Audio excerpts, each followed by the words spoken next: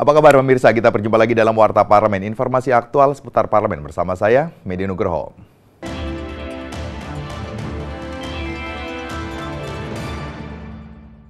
Komisi 3 DPR RI menetapkan 7 orang komisioner Komisi Nasional Hak Asasi Manusia atau Komnas HAM dari 14 calon yang diajukan panitia seleksi kepada DPR setelah melalui proses uji kelayakan dan kepatutan, namun ada 2 nama yang mendapatkan catatan dari fraksi PKS dan 1 orang dari fraksi Nasdem mengenai integritas dan kompetensi calon dalam mengemban amanah. Ditemui usai rapat internal Komisi 3 DPR terkait proses fit and proper test calon komisioner Komisi Nasional Hak Asasi Manusia atau Komnas HAM di gedung DPR RI Senayan, Jakarta. Wakil Ketua Komisi 3 DPR Desmond Junaidi Mahesa mengatakan, proses fit and proper test yang dilaksanakan untuk mencari orang-orang yang mampu bekerja secara profesional dan memiliki integritas dan kemampuan dalam menangani kasus dan penegakan HAM di Indonesia. Lebih lanjut, Desmond berharap Komnas HAM ke depannya dapat menjadi pelopor utama dalam melindungi hak warga negara dan masyarakat yang sering terabaikan oleh kepentingan sekelompok orang. Apa yang dilakukan oleh orang-orang yang diperupur ini kalau mereka terpilih? Nah, dari yang dilihat how to inilah, orang-orang ini dianggap masuk kategori dibandingkan dengan 7 yang lain. Ya, pengetahuannya, makalahnya, ya, termasuk ya bicara tentang kalau dia di dalam.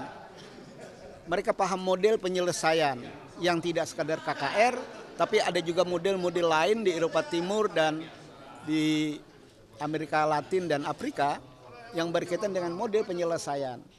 Kenapa? Anggota Komisi 3 DPR Arteria Dahlan menambahkan, upaya penegakan HAM masih terkendala oleh kekuasaan negara dan alat negara yang seringkali menembus kepentingan hak asasi warga negara. Oleh karena itu, Komisioner Komnas HAM yang terpilih diharapkan dapat menjadi pejuang, patriot, dan serikandi yang mampu menyelesaikan kasus-kasus HAM dan berani melawan ketidakadilan penguasa. Akan tetapi kita masih melihat bahwa kekuasaan negara, ya, kekuasaan alat kelengkapan negara acap kali beririsan, acap kali menembus yang namanya kepentingan hak asasi warga negara. Kita butuh komisioner-komisioner yang mampu memfasilitasi dan menjembatani itu. Artinya apa? Mereka ini betul-betul pejuang, betul-betul patriot dan serikandi HAM yang mampu berhadapan-hadapan dengan kekuasaan negara yang kadangkala ya bisa saja menyimpang. Ajib dan Dodi, TVR Parlemen melaporkan. Komisi 11 DPR RI berjanji akan memberikan penambahan anggaran bagi Kabupaten Minahasa Selatan karena dinilai memiliki potensi yang cukup besar di bidang pariwisata, pertanian, agrowisata, pertambangan, dan perikanan. Penambahan anggaran tersebut ditujukan untuk optimalisasi infrastruktur dasar seperti jalan, listrik, air, dan fasilitas umum lainnya. Komisi 11 DPR RI berjanji memberikan penambahan anggaran bagi Kabupaten Minahasa Selatan karena dinilai memiliki potensi yang cukup besar baik di bidang pariwisata, pertanian, agrowisata, pertambangan, dan perikanan.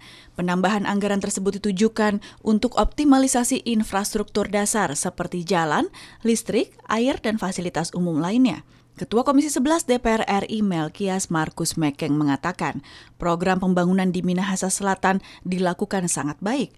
Bahkan Kabupaten Minahasa Selatan menurutnya dapat dijadikan pilot project bagi daerah-daerah lain dalam hal berbagai program peningkatan pembangunan yang ada.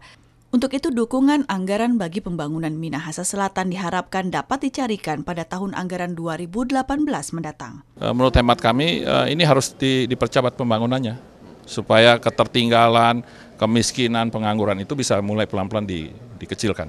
Kalau APBN, ya APBN 2018 kami akan coba untuk masukkan bantuan untuk Kabupaten Minahasa Selatan. Mengomentari hal yang sama, anggota Komisi 11 DPR RI Aditya Anugrah Moha mengapresiasi program-program pembangunan yang telah dilakukan Bupati Minahasa Selatan selama ini, kendati anggaran yang tersedia kurang memadai.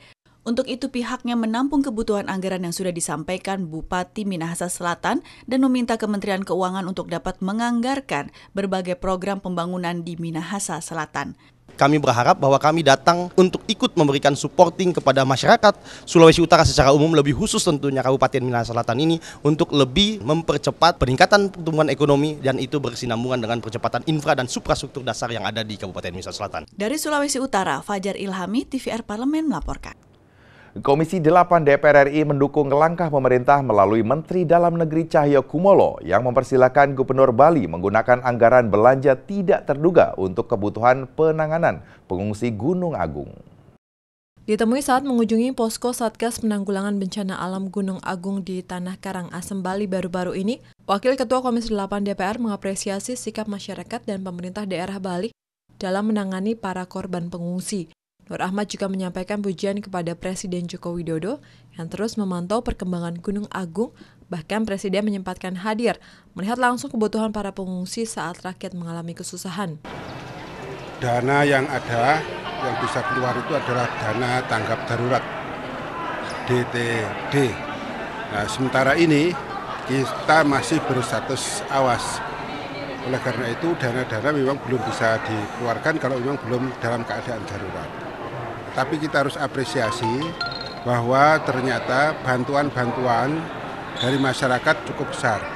Bantuan dari pemerintah pusat juga cukup besar, bantuan dari Kementerian Sosial juga cukup besar, termasuk juga dari BNPB. Dari BNPB juga cukup besar. Wakil Ketua Komisi 8 DPR Sodik Mujahid meminta kepada pemerintah daerah bekerja sama dengan pihak terkait termasuk dengan BNPB, PMI, dan LSM untuk memenuhi kebutuhan dasar para korban bencana Gunung Agung agar mereka bisa lebih nyaman tinggal di tenda-tenda pengungsian. Ya, memang situasi darurat, walaupun kita sudah memberikan dukungan yang maksimum, tadi ada beberapa yang masih diperlukan. Misalnya adalah kebutuhan ibu-ibu yang hamil, kemudian kebutuhan balita, kemudian diperlukan gas, ya, LPG. Nah, kemudian juga tenda sangat amat panas sehingga perlu didukung dengan alat-alat pendingin yang lainnya. Anggota Komisi 8 Samsun yang meminta kepada BNPB dan pemerintah setempat untuk tetap waspada mengamati perkembangan aktivitas Gunung Agung dan jika aktivitas Gunung Agung meningkat agar segera memberi informasi kepada masyarakat. Respon masyarakat juga bagus, terutama masyarakat yang kena dampak bencana itu baru ada peringatan dini langsung turun semua ke kamp-kamp pengungsi. Dari Provinsi Bali, Habibi TVR Parlemen melaporkan. Demikian Warta Parlemen kali ini, sampai jumpa pada Warta Parlemen berikutnya. Terima kasih atas perhatian Anda. Wassalam.